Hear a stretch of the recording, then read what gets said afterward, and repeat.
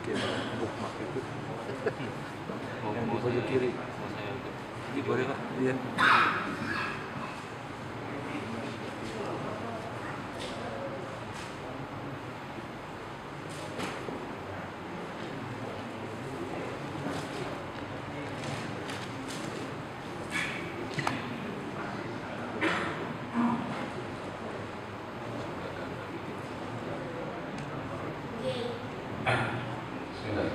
Assalamualaikum warahmatullahi wabarakatuh.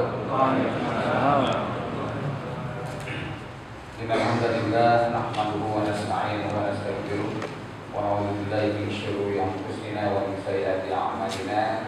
May yahdihillahu fala mudilla lahu wa may yudlil fala hadiya lahu.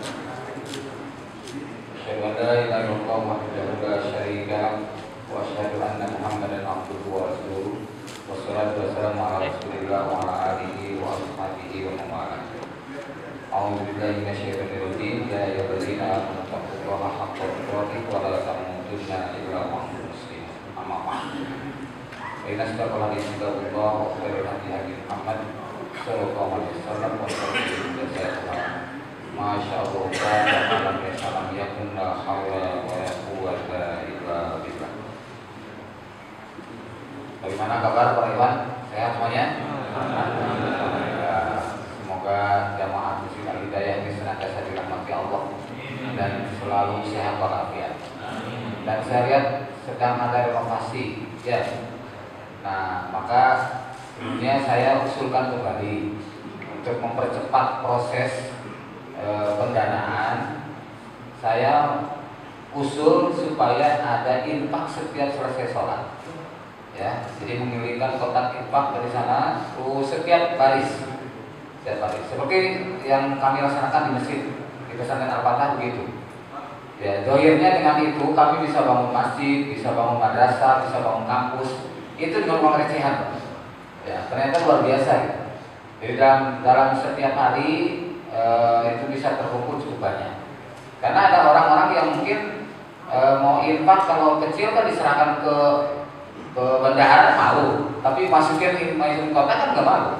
Kalau hanya 500 rupiah sekali, kalau sehari 5 kali kan sudah 2.500.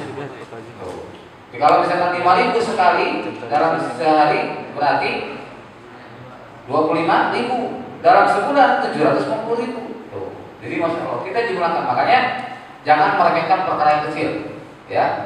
Jadi saya usul sekali lagi, kalau misalkan bisa gitu, setiap baris, karena kalau satu kotak dikelilingkan lama keburu kabur.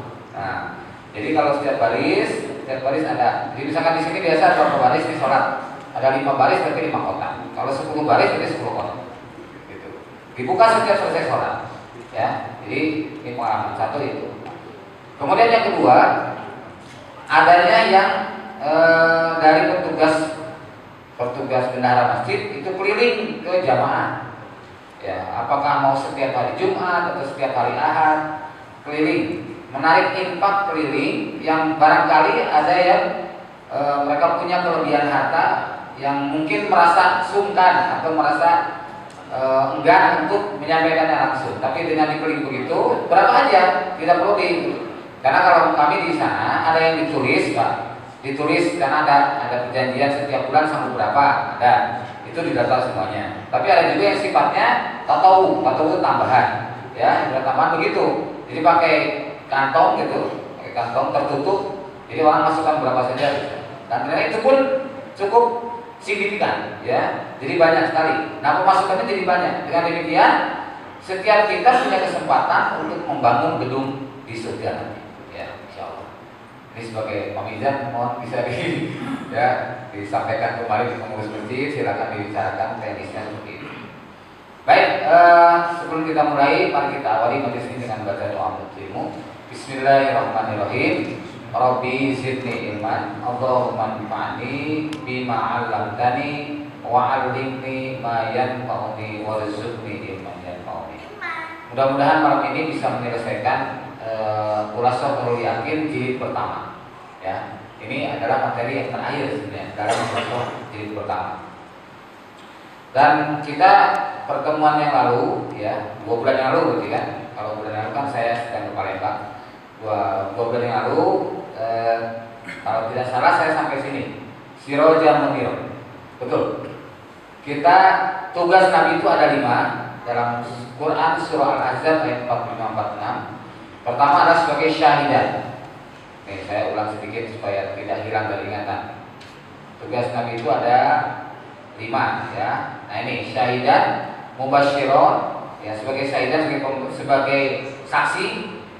Kemudian mubasyiron sebagai pemberi kabar gembira, wa nadhiro sebagai pemberi peringatan, dan yang ilallah sebagai penyeru kepada Allah. Diizni dengan izinnya. Wasirojah muniro dan sebagai pelita yang menerangi. Nah ini sudah kita bahas, ini juga sudah kita masuk ke bagian terakhir ini, bagian kelima di sirojah muniro. Jadi bagaimana aplikasi pelita yang menerangi itu? Rasulullah SAW itu ada menyampaikan bahwa kebenaran Islam itu seperti terangnya matahari. Jadi sangat jelas, tidak ada yang sama ya. Nah, kemudian tidak ada yang menikahi dakwah kecuali orang-orang yang bodoh dan membangkang, tidak mau tunduk pada kebenaran. Rasulullah SAW itu menjadi uswah dan qudwah. Jadi uswah sebagai teladan, sebagai percontohan gitu ya, sebagai beautiful pattern ya, pola yang paling bagus, pola yang paling cantik itu adalah Rasulullah SAW. Dan sebagai qudwah berarti sebagai panutan, sebagai pimpinan, jadi sebagai leader. Maka Rasulullah menjadi imam di dalam sholat dan di luar sholat. Rahmat Islam kepada semua makhluk hidup dan alam sekitar. Sesuai dengan fungsinya, Rasulullah SAW itu dimulai di Mekah, dan ayat itu ayat Makkiyah bukan ayat Madaniyah, tentang wama arsalnaka ila rahmatan lil alamin. Surah Al-Anbiya 107. Tidaklah kami utus kaum Muhammad kecuali rahmat untuk seluruh alam. Kemudian surat Saba ayat 28, wama arsalnaka illa kafatan linnas. Tidaklah kami utus kaum Muhammad kecuali untuk seluruh manusia. Dua ayat ini dua-duanya turun di Mekah, bukan di Madinah. Artinya apa? Bahwa fungsional Rasulullah SAW sebagai rahmatan lil alamin, sebagai pemberi peringatan dan memberi kabar gembira pada seluruh manusia, itu sudah diturunkan di Mekah sebelum Rasulullah SAW hijrah ke Madinah. Ini artinya bahwa tidak ada hubungannya antara keberadaan pimpinan atau imam seperti Rasulullah SAW dengan kekuasaan atau kekuatan yang ada di Madinah. Ya, jadi para sahabat di Mekah sudah berbaiat kepada Nabi. Ada lebih dari 100 orang yang baiat. Kemudian hijrah ke Madinah pun tidak ada ulangan baiat. Nah, ini yang terjadi pada masa itu. Nah, kemudian Rasulullah SAW mengutus Ali bin Abi Thalib dan Mu'adz bin Jabal ke Yaman setelah turunnya surat ini, surat Al-Ahzab ayat 45 ini. Lalu kemudian Ali dan Mu'adz dikirim ke Yaman. Kemudian untuk memperjelas ya, tugas dan misi dakwah ke Yaman, maka karena masyarakat Yaman ini adalah berbeda dengan yang lain. Masuknya Islam ke Yaman tanpa peperangan, ya, jadi dengan damai. Berbeda dengan tempat-tempat lain. Ada sedikit kontak gitu ya, ada gesekan. Tetapi ketika masuk ke Yaman, nyaris aman, tidak ada hambatan. Dan orang Yaman menerima dengan senang hati, sehingga Rasulullah SAW mengatakan al-hikmatul Yaman wal imanu Yamaniyah, ya. Jadi hikmahnya orang Yaman dan imannya orang Yaman. Jadi waktu saya tahun 2009, saya ketika turun dari bandara Yaman itu, begitu masuk gerbang Yaman itu langsung tulisan hadis Rasulullah SAW tadi, ya, bahwa al-hikmatul Yaman wal imanu Yamaniyah. Ada yang al-imanu Yaman wal hikmatul Yamaniyah ada juga. Nah ini karena menunjukkan bahwa orang Yaman itu begitu santun, dan memang betul. Jadi kalau kita jalan-jalan di Yaman pagi-pagi itu, mereka banyak yang sarapan pagi di pinggir jalan, ya. Jadi di kedai-kedai itu di pinggir jalan pada makan. Terus setiap orang lewat dipanggilin. Saya berkali-kali dipanggil. Ya. Tahan, ayo makan, nak rumah. Mereka bilang naftur atau tata kerja atau natasya, ya. Ayo kita makan pagi, makan siang, makan malam. Selalu setiap waktu makan mereka selalu mengajar. Nah itu yang menarik di situ. Kemudian sholat berjamaah. Sholat berjamaahnya Yang saya kunjungi ada sekitar 22 masjid yang saya kunjungi selama di Yaman. Itu hampir tidak menemukan masjid yang kosong. Nyaris berjubel penuh. Terutama sholat duhur, ya sholat duhur dan asyar itu penuh. Maghrib dan isya sampai mengubah seperti sholat Jumat. Ya, kalau sholat subuh memang karena penduduk itu tidak di situ semua, sehingga dari sholat subuh tetap banyak, tapi tidak sampai ke belakang. Ya, ada mungkin sekitar 2/3 atau 3/4-nya kalau sholat subuh. Masya Allah, luar biasa. Masjid-masjidnya besar-besar. Yang menarik adalah di sana tuh lebih memprioritaskan menara. Jadi kalau kita mau menghitung jumlah masjid di kota bisa naik aja ke tempat yang tinggi, kita hitung menaranya berapa. Itulah jumlah masjid, gitu ya. Karena menaranya tinggi. Nah, ketika Ali bin Abi Thalib bersama Mu'adz bin Jabal akan ke Yaman, Rasul berpesan begini, berangkatlah kalian berdua dan bersikap optimislah. Apa maksudnya? Bersikap optimis itu adalah orang yang optimis itu orang yang selalu melihat kesempatan di setiap kesempitan. Ditanamkan rasa optimis, yakin bahwa Islam akan berkembang di Yaman. Dan ternyata betul, ya, Masya Allah. Jadi saya yang sedih betul ketika saya pulang dari Yaman 2009, 2010 terjadi kerusuhan.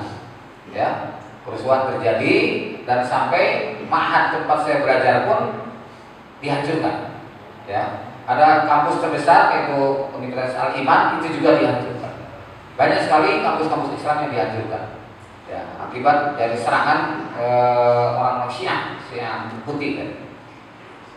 Nah, jadi ketika Ali dan Mu'adz tanamkan bersikap optimislah kalian, maksudnya supaya besar harapan akan berkembang Islam di Yaman. Ternyata betul. Ya. Jangan kamu bersikap antipati. Jadi harus bersikap simpati dan empati kepada orang-orang yang tidak dakwah. Jangan bersikap antipati. Bersikap mudahlah kalian. Nabi berpesan, yasiru wala tu'assir. Permudahlah mereka, permudahlah olehmu pada mereka, jangan kamu persulit. Ya. Kami mengutusmu untuk jadi syahidan, jadi saksi dan memberi kabar gembira, mubasyiran dan memberi peringatan sebagai nazir. Nah, kemudian apa yang kita dapatkan ibrah dari bagian ke-12 ini, bagian terakhir Khulasatul Yakin. Ada 5 tugas Nabi sebagai pembawa risalah menjadi teladan bagi kita sebagai pengikutnya. Jadi walaupun tugas Nabi, tapi menjadi bagian yang bertugas kita sekarang. Pertama adalah sebagai syahidan, tadi sebagai saksi bahwa prosedur mewujudkan Nabi sebagai syahidan itu ada yang memimpin, ada yang dipimpin. Ya, jadi Nabi sebagai imam, para sahabat menjadi makmum. Maka ketika Rasul wafat, dilanjutkan misi ini. Abu Bakar menjadi imam, para sahabat lain menjadi makmum. Begitu seterusnya. Abu Bakar wafat, Umar melanjutkan. Umar wafat, Utsman melanjutkan, dan seterusnya. Umat Islam terpimpin. Dan itu berlangsung sampai 1924. Ya, Islam terpimpin di dunia. Hanya setelah itu umat Islam berubah menjadi nasionalisme. Menjadi lebih dari 50 negara umat Islam yang tadinya terbentang dari Maroko sampai Merauke satu kepemimpinan. Kemudian yang kedua, sebagai basyiran. Mubasyiran adalah pemberi kabar gembira. Jadi menunjukkan umat ke jalan surga. Ya, ini tugas kita, menunjukkan umat ke jalan surga. Ya. Kemudian agar umat Islam ini nampak jelas kepada para nabi, para siddiqin, para syuhada, dan para sholihin. Sebagaimana dalam surah An-Nisa 69, Ibnu Katsir menafsirkan surat Al-Fatihah, ihdinas siratal mustaqim, siratal ladzina an'amta 'alaihim. Siratal mustaqim itu jalannya orang yang dilakukan atau dilaksanakan oleh orang-orang yang telah Allah berikan nikmat kepada mereka. Siapa orang yang diberikan nikmat oleh Allah kepada mereka? Itulah minan nabiyina was-siddiqina wasyuhada'i was-sholihin. Ya, jadi kita harus ikuti jalan itu. Kemudian yang ketiga, naziro, Nabi sebagai pemberi peringatan. Maksudnya apa? Jangan sampai kita menyalahi jalan kaum mukminin. Jangan sampai kita keluar dari kebenaran sehingga akan masuk ke dalam neraka jahanam. Seperti yang disebutkan dalam surah Nisa ayat 115. A'udzubillahi minasyaitonir rajim. Wa ma yushaqiqir rasul min ba'di ma tabayyana lahul huda. Dan barang siapa yang durhaka kepada Rasul setelah datang penjelasan kepada mereka dari Al-Quran ini, wa yattabi ghayra sabilil mu'minin, dan ia mengikuti jalan selain jalan mukmin, yaitu jalannya para nabi, jalannya siddiqin, jalan syuhada dan jalan sholihin, kita mengambil jalan-jalan yang lain. Maka Allah berjanji, nuwalihi ma tawalla wa nuslihi jahannam. Kami akan memalingkan dia kepada yang jadinya perhatiannya apa? Apa yang perhatiannya diarahkan ke sana, silakan. Tetapi wa nuslihi jahannam, kami akan masukkan dia ke dalam jahannam. Wasa'at masiro, dan jalan seburuk-buruk tempat kembali. Kemudian yang keempat, da'iyan ila Allah biizni, menyeru kepada Allah dengan izinnya. Ketika Allah menyebut syahidan tidak pakai biizni, mubasyiran tidak pakai biizni, naziran pun tidak pakai. Tapi ketika da'iyan ila biizni, kenapa? Kan dalam dakwah ada konsekuensi. Dalam kita berdakwah ada orang yang menerima, ada orang yang menolak, ada orang yang membiarkan, ada orang yang bahkan mengintimidasi, bahkan sampai tingkat membunuh. Betul? Nah, itulah konsekuensi dakwah. Makanya seorang dai itu harus siap dengan segala konsekuensinya. Dia harus siap berkorban harta, berkorban waktu, berkorban tenaga, berkorban jiwa, dan bahkan berkorban perasaan. Harus siap. Seorang berkorban perasaan gimana? Dicaci maki, direcehkan, dicemoohkan, masya Allah. Ya. Saya pernah Pak diusir. Begitu sudah saya sampaikan, tiba-tiba salah seorang tokoh itu dia bilang gini, sekarang mohon Anda segera angkat kaki dari tempat ini. Ini kita diusir gitu. Oke Pak, baik, saya akan segera meninggalkan tempat ini. Tapi sebelumnya saya minta waktu 2 menit, masih boleh kan? Maksudnya apa? Saya minta waktu 2 menit saja untuk menyampaikan sesuatu. Ya, silakan. Jadi begini Pak, apa yang saya sampaikan itu semuanya dari Allah dan Rasul. Bapak bisa menggalinya sendiri dari Al-Quran dan hadis.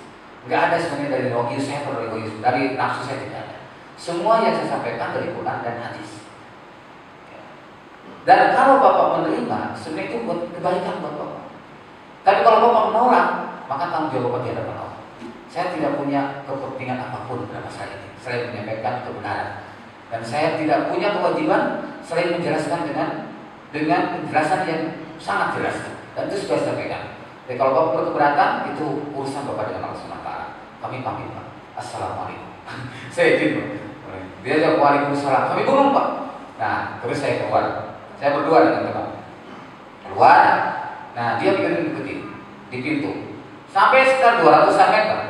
Saya mau belok. Penasaran. Saya balik ke belakang. Saya melirik. Ternyata orang itu masih berdiri di pintu Pak. Apa? Kenapa terjadi seperti itu? Ada kesan yang mendasar di dalam hatinya bahwa dia telah melakukan perbuatan yang salah. Jadi mungkin dia nyesal gitu ya.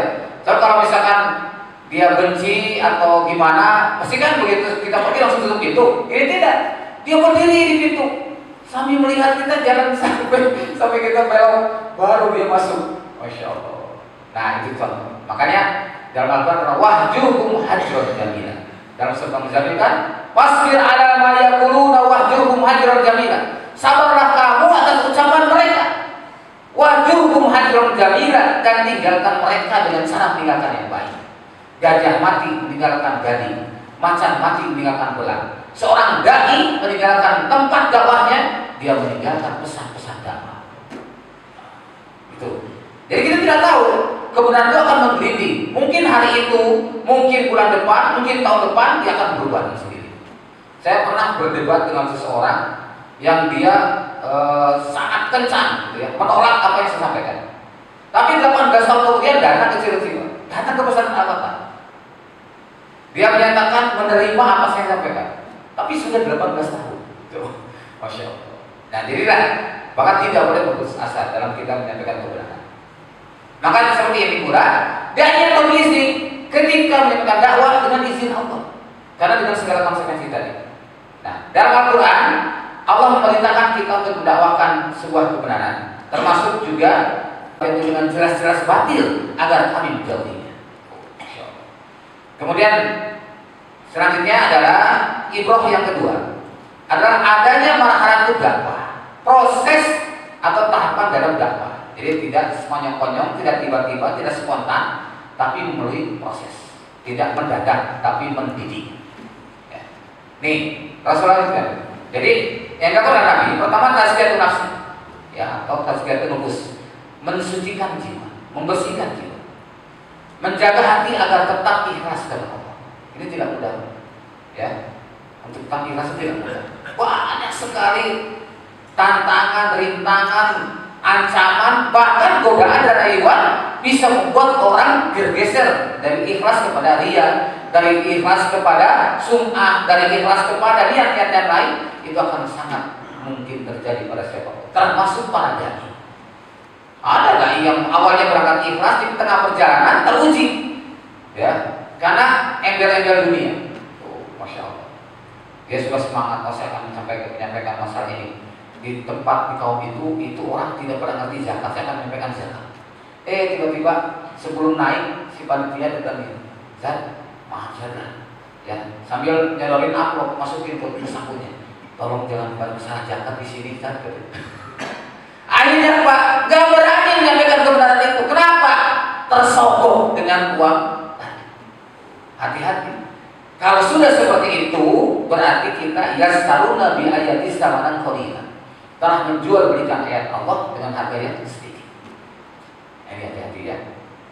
Jadi seorang mubalik, seorang dai, seorang penceramah, penyampaian kebenaran, jangan terpengaruh dengan apapun selain perintah Allah dan Rasul. Lurus saja. Jadi situasi dan kondisi itu adalah menjadi bagian dari tantangan dan rintangan. Tapi jangan sampai membuat kita oleng, membuat kita melenceng dari niat sebenarnya. Nah, tazkiyatun nafs. Maka dengan itu Rasulullah SAW sejak turun surat Al-Muzammil, beliau tidak pernah meninggalkan sholat malam sampai wafatnya. Ya. Kemudian beliau selalu menjaga Al-Quran, membaca Al-Quran, waratilul Quran tartil. Kemudian tafaqquh fiddin, memahami Islam. Yang kedua, belajar ilmu Islam. Jadi jangan sampai kita menyampaikan Islam tanpa ilmu, dan jangan pernah berhenti belajar. Nggak ada seorang ustaz pun yang all-round, tidak ada, yang mampu segala tidak. Ya. Jadi kalau misalkan para ikhwan nanya kepada saya, Pak saya bisa, itu pas saya bisa. Mungkin saja saat antum bertanya pada saya jawab mohon maaf Pak, saya tidak jawab sekarang, saya tunda sampai minggu depan atau sampai bulan depan. Itu sudah biasa bagi saya Pak. Jadi setiap tahun 90-an saya sudah turun ke lapangan begini. Kalau ada orang nanya, lalu saya tidak bisa karena saya belum pelajari atau saya belum yakin betul, saya tidak jawab saat itu. Saya tulis saja. Saya tulis pertanyaan tadi apa? Insya Allah ya, nanti pertemuan mendatang saya akan jawab. Lalu gimana saya pulang? Saya belajar buka kitab, lalu nanya pada ustadz yang lain yang lebih paham. Dengan itu kita menjadi lurus, tidak menjawab tanpa ilmu. Ini ya. Jadi makanya perlu tafaqquh fiddin. Jangan pernah berhenti belajar. Jangan mentang-mentang oh saya sudah pesantren sekian tahun udah semua bisa. Nggak ada bisa begitu. Ya, sampai Rasulullah dikatakan kalau saja laut itu menjadi tintanya, ranting-ranting pohon menjadi penanya, menuliskan ya ilmu-ilmu Allah atau kalimat-kalimat Allah tidak akan pernah habis. Bahkan diganti lagi tambah 7 samudra sebagai tintanya untuk menuliskan ilmu Allah, tidak akan pernah habis. Makanya Allah berfirman wa ma utitum minal ilmi illa qalila. Tidak aku berikan kepada kamu ilmu kecuali sedikit sekali. Ya, maka jangan pernah berhenti belajar. Kemudian dakwah bil basirah. Tafaqquh finas. Tafaqquh finas. Apa tafaqquh finas? Memahami manusia. Ya, memahami psikologi, memahami sosiologi. Psikologi adalah per individu, sosiologi adalah kondisi sosial masyarakat. Ya. Nah ini harus kita pelajari. Dan kita lihat dalam surat Al-Alaq itu ada 6 tipe manusia yang disebutkan dalam Al-Quran. Pertama adalah innal insana la yatgha. Sesungguhnya manusia itu sungguh melampaui batas. Ini sosok orang yang akan diajari Rasul itu adalah orang yang melampaui batas. Sosoknya siapa? Di Al-Quran di surat Toha disebutkan ketika Nabi Musa dan Nabi Harun disuruh pergi kepada Fir'aun, idhaba ila fir'auna innahu tagha. Ya, idhaba ila fir'auna. Pergilah kalian berdua kepada Fir'aun. Karena sesungguhnya Fir'aun itu adalah taghut. Fir'aun itu adalah penguasa yang zalim. penguasa yang sok berkuasa, gitu ya. Nah, ini disebutkan dalam Al-Quran, innal insana la yatgha. Sesungguhnya manusia itu sungguh melampaui batas. Dan berarti benar apa yang dihadapi Rasul, akan ada orang sosok-sosok seperti Firaun. Maka Rasul berhadapan dengan Parsi, berhadapan dengan Romawi, berhadapan dengan Raja Gosan di Damaskus. Itu adalah manusia-manusia yang dihadapi Rasulullah SAW yang sosoknya seperti Firaun, penguasa yang zalim dan menentang dakwah Islam. Ya. Kemudian yang kedua, ar-ra'an mustagna, orang yang merasakan cukup. Siapa sosok seperti ini? Dalam sejarah disebutkan adalah ketika Rasulullah SAW ada perintah fa'anzir asyiratal aqrabin fastabima tu'mal wa 'alil jahilin. Terangkan, sampaikan mereka dengan jelas dan tinggalkan orang-orang yang jahil. Maka Rasul naik ke Bukit Sofa, disitulah awalnya jahiliyah itu dakwah terang-terangan. Disampaikan oleh Rasulullah SAW, bagaimana menurut kalian jika ada seekor unta dari bukit ini menyampaikan nasihat kepada kalian, atau akan datang sekelompok atau satu pasukan berkuda menyerang kalian? Apa kalian percaya? Maka semua menyatakan, kami semua percaya karena kami tidak pernah mendengar kau berdusta. Wah, Rasul senang gitu. Maka kemudian akhirnya Rasul menyampaikan kerasulannya, ini nadhirul lakum inda dari syadid. Sesungguhnya aku adalah memberi peringatan pada kalian dengan siksa yang sangat keras. Maka dari itu tiba-tiba langsung Abu Lahab menentangnya. Tabaraka ya Muhammad, tabaraka ya Muhammad, serahkan kau Muhammad. Nah, maka Allah turunkan ayat tabbat yada abi lahabin wa tab. Ya, celaka buatan Abu Lahab dan celaka. Lalu kemudian Abu Lahab berkata, jika benar ternyata Muhammad, aku sanggup menebus dengan seluruh hartaku. Dijawab lagi oleh Allah, ma'agna anhu maluhu wa makasab. Tidak ada manfaat harta dan perbuatan Abu Lahab. Nah, baik Pak Iwan, kan sudah mau isya, ya. Saya sampai situ dulu, mudah-mudahan tidak merasa puas. Berarti belum selesai ya. Nah, belum selesai, masih ada beberapa slide lagi untuk selesainya. Jadi ulasan ya. Mungkin ada waktu sebentar, ada yang bertanya? Ya, silakan.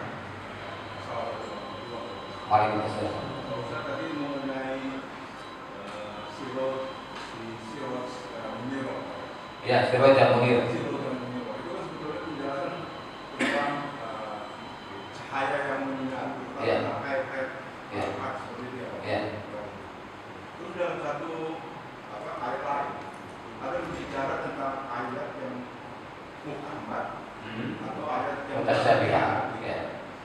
Barangkali kalau mutasyabihat itu kemudian agak tidak bisa mengerti secara jelas gitu. Bagaimana korelasinya dengan surat yang dikatakan tadi itu? Jadi ada sirot dan Umi tadi. Oh gitu. Ya. Kalau ini bukan mutasyabihat, Pak. Ini majaz. Jadi ada makna hakiki, ada makna majaz. Kalau makna itu. Tapi kalau ayat mutasyabihat dan ayat muhkamat, itu gandengannya. Ya, kalau ayat itu mutasyabihat itu yang samar-samar, ya. Seperti hanya Allah istawa, Allah di atas bersemayam di atas aras. Itu tidak perlu kita ributkan. Sudah yakini saja. Ya, diributkan hanya jadi berantem. Tuh. Kenapa? Karena itu ayat mutasyabihat. Ayat muhkamat, ayat yang jelas hukumnya, hukum halal dan haram, gitu ya. Nah, kalau ini adalah ayat tentang majaz dan ada ayat yang makna dalam artian hakiki dan majazi. Hakiki adalah yang bisa langsung dipahami. Seperti tadi ayat lo dipahami langsung kan? Kalau majazi seperti sirajul munir, jadi cahaya yang menerangi. Rasul itu memberikan cahaya, memberikan petunjuk kepada umat manusia.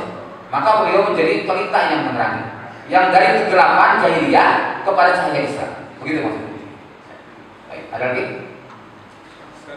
Ya. Tadi sempat tersebut masalah wama ubitum bila walila. Ya. Orang sedikit ya. Ya. Maka itu sebenarnya melanjutkan dari. Ya, alun nakaaniru. Iya, tentang masalah aku tadi. Betul. Apakah itu berlaku umum atau cuma penjelasan tentang masalah aku tadi seperti itu? Ya. Baik. Ya, alun nakaaniru. Mereka bertanya kepada tentang ruh. Tapi Allah jawabnya wa ma'ubitu minal ilmi la qalila.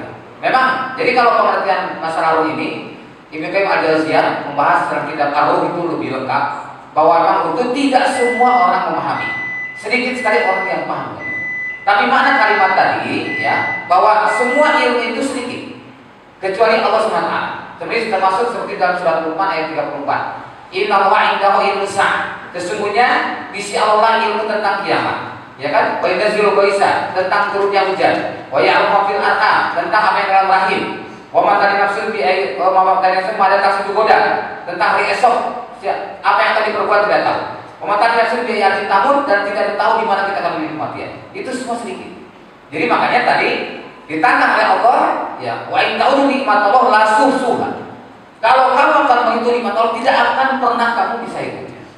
Bahkan sampai tadi termasuk ilmu Allah itu, kalau sampai 7 samudra pun itu tetap tidak akan pernah habis. Artinya sedikit sekali. Ini peristiwa Nabi Musa dan Nabi Khidir, kan begitu. Ketika Nabi Musa naik perahu, kemudian tiba-tiba ada seekor burung seorang burung pipit itu, kemudian mengambil air dari paruh dengan paruhnya, lalu kemudian terbang. Kata Nabi Khidir, Musa, kamu lihat seekor burung itu? Ya. Tahu kamu maksudnya apa? Itu artinya yang di paruh burung itu, air itulah ilmu kita. Ilmumu dan ilmuku itu sama seperti itu. Sedangkan samudra di situ itulah ilmu Allah. Enggak ada bandingannya, gitu Pak. Ya, demikian. Sekolah mudah-mudahan manfaatnya walau minkum. Bila bisa lihat, subhanakallahumma wa bihamdik, asyhadu an la ilaha illa anta, astaghfiruka wa atubu ilaik. Walhamdulillahirabbil alamin. Wassalamualaikum warahmatullahi wabarakatuh.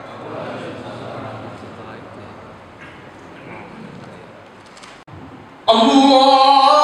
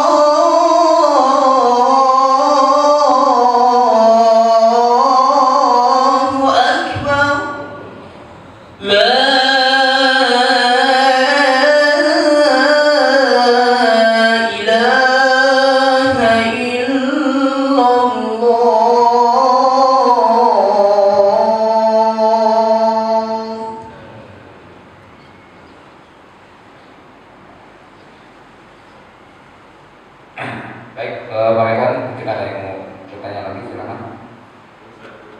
Bapak, itu dulu Pak. Ya. Silakan Pak. Allah akan ciptakan manusia yang ada juga khalifatul firman. Dari khalifah firman. Ciptaan manusia itu untuk khalifahan. Iya. Sedangkan karena khalifah hilang, memang saling berbuka betul. Sehingga memang Allah bisa menghendaki manusia. Tapi Allah hendaknya nggak begitu, hendaknya memang harus hilang. Sehingga berbuku orang-orang munafik. Jika ada seorang baraka, sebenarnya itu. Yang masalahnya apa Pak? Nah, Yang dipermasalahkannya Pak? memang khalifah itu memang hilang bisa. Dan memang Allah diharapkan. Kalau pengertiannya mungkin khalifah itu dari khilaf Pak Ustadz, bukan khalif. Jadi kata kita khalafa yakhluqu khalifatan atau khilafatan itu artinya pengganti, ya, pengganti yang ada juga yang di belakangnya maknanya. Jadi Rasulullah SAW meninggal, penggantinya adalah Abu Bakar. Nah, dulu Abu Bakar orang khalifah pertama kan ada Nabi Adam. Ini ja'ilun fil ardi khalifah. Sesungguhnya kami akan jadikan di bumi itu khalifah. Jadi khalifah itu bukan kita semua, bukan. Pemimpin khalifah itu. Nah, kita seringkali kita sebagai khalifah di muka bumi, siapa jadi khalifah? Khalifah itu pemimpin. Jadi tidak semua kita jadi khalifah. Ya. Kalau melaksanakan kehilafahan, melaksanakan fungsi sebagai khalifah, mungkin bisa kita lakukan semuanya kita lakukan. Tapi sebagai khalifahnya itu satu. Di masa Nabi Adam ya Nabi Adam. Gitu ya, maka di dalam Al-Quran ketika kalimat khalifah kepada Nabi Daud disebut khalifah, gitu ya. Jadi tidak semua disebut khalifah, nabi-nabi juga. Nah, nabi-nabi tertentu yang disebut khalifah.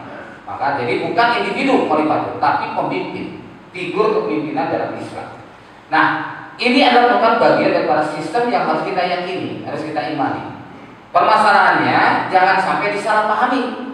Ketika disalahpahami akan terjadi masalah di lapangan. Contoh misalkan tadi, ketika khalifah itu diterjemahkan sebagai kepala negara, maka otomatis itu akan berbenturan dengan negara yang ada. Ya, padahal khalifah itu adalah merupakan kepimpinan sentral umat Islam yang tidak dibatasi dengan bangsa dan negara, tidak dibatasi dengan bahasa dan warna kulit. Itulah khalifah. Nah, maka disebutkan tadi wa ma arsalnaka illa rahmatan lil alamin. Ini kan fungsi Rasulullah. Ya, ketika Rasulullah wafat, fungsi ini dilakukan oleh Abu Bakar dalam masalah kepemimpinannya. Tuh. Maka posisi Abu Bakar itu akan menjadi pemimpin bagi umat Islam di mana saja berada. Walau mungkin di satu tempat yang terpencil ada orang yang masuk Islam saat itu, maka itu pemimpinnya siapa? Abu Bakar. Ya. Nah, begitu pula kehilafahan yang harus dilakukan oleh umat Islam. Bukan sistem kepala negara. Ya. Mohon maaf saya berbeda pendapat dengan saudara-saudara saya yang sampai sekarang kekeh gitu ya, mempertahankan bahwa khalifah itu kepala negara. Ya, akhirnya apa? Terjadi bentrokan dengan negara-negara yang ada. Di Indonesia, di Aljazair, ya, bentrokan. Kenapa? Karena sistem nasionalisme itu adalah merupakan sistem yang justru pecahan atau porak-porandanya umat Islam setelah tidak adanya kehilafahan. Nah sekarang kok ini yang tadinya besar disejajarkan dengan akhirnya terjadi bentrokan. Gitu. Nah ini yang harus dilakukan perubahan mindset pada umat Islam. Harus yakini bahwa sistem kehilafahan itu adalah bagian daripada syariat Islam yang oleh Rasul diperintahkan fa'alaikum bisunnati wa sunnatil khulafa'ir rasyidin al-mahdiyyin. Wajib bagi kamu itu sunnahku dan sunnah khulafa'ir al-mahdiyyin. Tapi jangan sampai diidentikan tadi bahwa kehilafahan itu adalah sebuah estimasi kekuasaan seperti sebuah negara. Jadi kepimpinan umat yang meliputi seluruh umat Islam. Ya, wallahu a'lam. Demikian. Jadi mohon maaf bila tidak berpendapat. Ya, ini mengenai tasbih munafik. Kira-kira mungkin Pak Ustadz itu bisa memberikan kiat-kiatnya Pak Ustadz. Bagaimana bisa menjaga tasbih munafik? Ya. Banyak sekali ya tasbih nafsi itu. Pertama kita harus banyak beristighfar kepada Allah. Kemudian mendirikan salat malam, membiasakan saum sunnah, ya, kemudian banyak bersedekah, membaca Al-Quran, itu semua kita terus, ya. Jadi membiasakan dengan berbagai macam kebaikan, menghindari berbagai macam keburukan dalam rangka mensucikan dirinya, ya, demikian. Ada? Ustaz, Oh, ada. itu yang masalah dakwah ini Ustaz ya. Ya. Kadang saya ngelihat sepertinya ya kan itu harus syarat-syaratnya Ustaz ya. Mungkin ilmunya juga belum seberapa gitu, terus dia nggak ngerti psikologi dakwah gitu, tapi yang penting dakwah istilahnya gitu ya. Kalau menurut Ustaz gimana Ustaz? Yang penting dakwah. Iya, jadi syarat-syarat ini tuh sepertinya Oh gitu. Ya, ini maksudnya adalah merupakan perilaku yang dilakukan Rasulullah SAW. Jadi Rasul itu sebelum turun ke medan dakwah, beliau dibentuk, dicetak oleh Allah seperti ini. Maka turun surat Al-Alaq, Al-Qalam, Al-Muzammil, Al-Mudassir. Maka saya seringkali mengingatkan, bagi seorang dai yang ingin turun ke medan dakwah, hendaknya mengikuti sunnah Rasulullah SAW. Bahwa Rasul itu sebelum turun ke medan dakwah, Allah turunkan 4 surat tadi, Al-Alaq, Al-Qalam, Al-Muzammil, Al-Mudassir. Maka sudah menjadi selayaknya seorang dai mempelajari 4 surat tadi. Sehingga dengan itu dia akan tahu seperti apa medan dakwah, apa reaksi yang akan terjadi. Itu semua digambarkan di 4 surat tadi. Jadi kalau kita baca itu, kemudian baca sirah nabawiyahnya, bagaimana ketika Rasul Syria itu dakwah sembunyi-sembunyi, bagaimana ketika Rasul Jahiliyah itu dakwah, lalu figur-figur yang mana saja yang akan muncul. Saya sampaikan baru 2 tadi kan, figur Fir'aun dan figur Abu Lahab. Nanti ada figur Abu Jahal, ada figur Umar, ada figur Abu Bakar, ada figur orang-orang murtad, orang munafik, itu semua ada di Al-Quran. Ya, tapi waktunya tidak cukup. Ya, insya Allah akan kita lanjutkan sehingga pembekalan untuk kita. Prinsipnya, kalau yang disampaikan oleh Bapak tadi, kalimatnya baligu anni walau ayat. Sampaikan dariku walaupun 1 ayat. Maksudnya setiap orang berdakwah sekemampuan masing-masing. Maka para ulama berbeda pendapat dalam mengatakan waltakum minkum ummatun yad'una ilal khair. Min di situ apa? Min litan, tidak tahu liziada. Ada yang menyebutkan litan, berarti sebagian saja orang yang berdakwah. Tapi dengan liziada berarti seluruh kaum muslimin berarti berdakwah sesuai dengan kemampuan masing-masing. Begitu. Ya. Baik, saya yang meyakini lebih kepada cenderung liziada atau lizaidah, bahwa min di situ menunjukkan seluruh kaum muslimin berkewajiban dakwah sesuai dengan kapasitasnya masing-masing. Demikian yang saya sampaikan, ya, mudah-mudahan ada manfaatnya. Mohon maaf. Ya mau isya kita mau sholat. Minggu bila bisa bilang subhanakallahumma wa bihamdika asyhadu an la ilaha illa anta astaghfiruka wa atubu ilaik. Alhamdulillah. Assalamualaikum warahmatullahi wabarakatuh. Waalaikumsalam.